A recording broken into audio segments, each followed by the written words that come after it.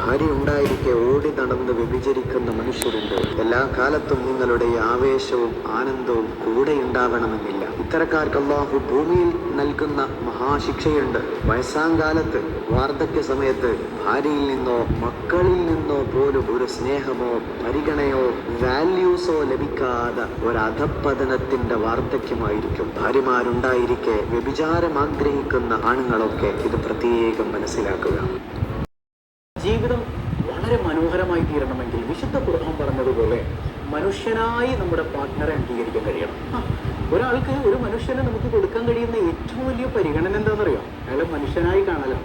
എന്നെപ്പോലെ ചിരിക്കാനും എന്നെപ്പോലെ കരയാനും എന്നെപ്പോലെ സ്വഭാവത്തിൽ മാറ്റങ്ങൾ വരാനും എന്നെപ്പോലെ ദേഷ്യപ്പെടാനും ഒക്കെ കഴിയുന്ന ഒരു മനുഷ്യനാണ് എൻ്റെ പാർട്ട്ണർ എന്ന് മനസ്സിലാക്കുമ്പോഴാണ് ആ ജീവിതം അത്രമേൽ മനോഹരമായി തീരുന്നത്. ഇപ്പം അവൾ പറയാണ്, കഴിഞ്ഞ മാസത്തേക്കാൾ ഈ മാസം പെയിൻ ഇത്തിരി കൂടുതലാണ്, ഈ മാസം പെയിൻ ഇത്തിരി കൂടുതലാണ്. അപ്പോൾ അവൾ ആഗ്രഹിക്കുന്നൊരു മറുപടി ഉണ്ട്. പക്ഷെ നമ്മളെന്താ കൊടുക്കുക? അതൊന്നൊരു പാരസെറ്റമോൾ എടുത്ത് കഴിക്കരുത്, അല്ലെങ്കിൽ ഡോർ എടുത്ത് കഴിക്കും. അതല്ല അവൾ ആഗ്രഹിക്കുന്നത്.